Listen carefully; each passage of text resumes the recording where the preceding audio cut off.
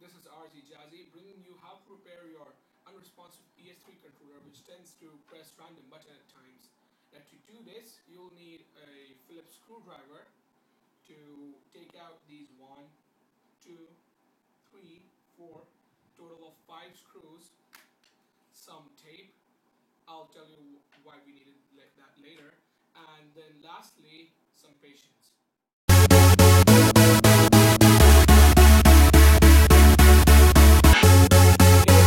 First of all, you'll have to take out the 5 screws which are on the PS3 controller.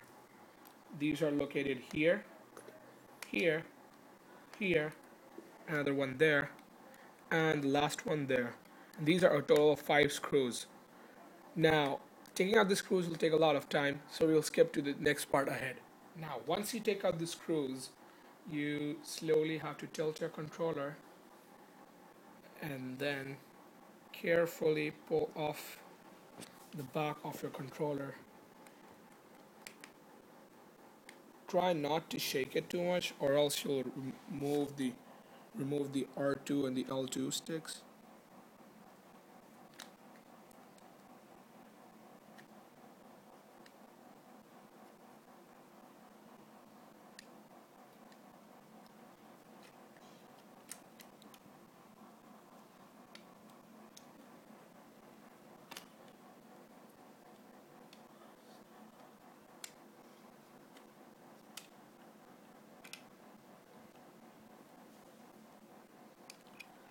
Now, right after you've taken off the cover, this gray square is actually the battery of your PS3. Remove it out of the way, and then you'll see a small screw on the green board. Hold on.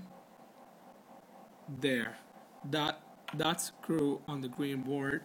You'll have to remove that so you could open that up.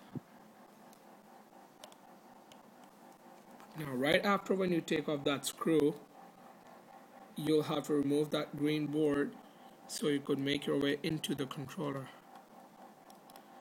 Now, carefully try to make its way through the L2 and the R2 because that's where it's stuck. Slowly lift them up just so you can make your way. There. Now you lightly take it off.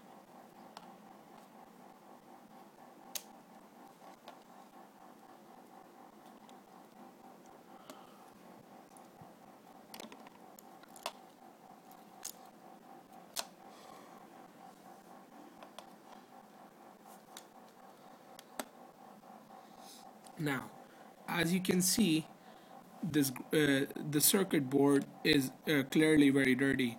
Now, in order to improve your controller's efficiency, you have to clean that as well.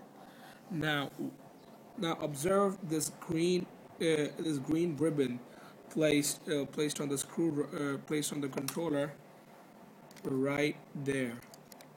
Now, under this is a black color rubber. Now let me just show it to you how it looks like.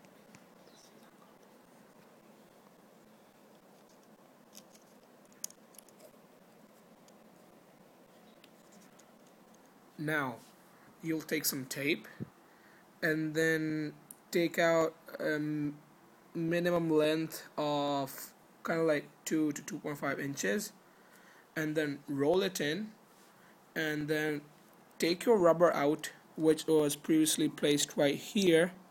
It's this part, it's this thing, and then you put tape under it so it could get maximum thickness.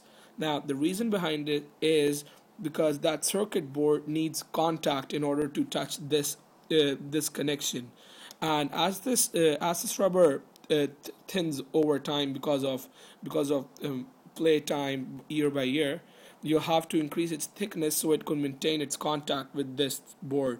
Now, after you stick this under it, you place it back to its original position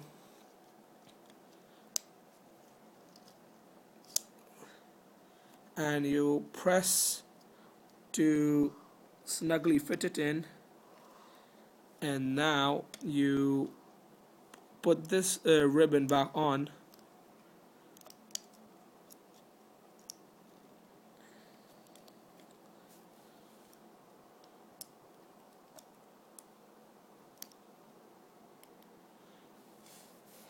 There. Now that will solve all of your problems regarding the random buttons which your remote actually presses. Now I'll move on how to assemble this controller. Now in order to assemble it, first of all you'll try to fit in your analog sticks very carefully, keeping in mind all the wires.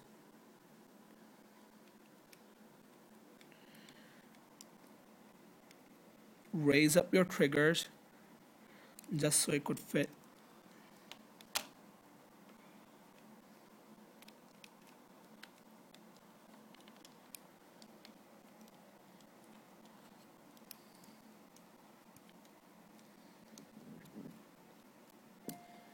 Now you will screw the board back, the screw you previously removed, and when the board is fixed, you will simply place the battery back on its original position, ensure that it's fixed, and then carefully place the cover back.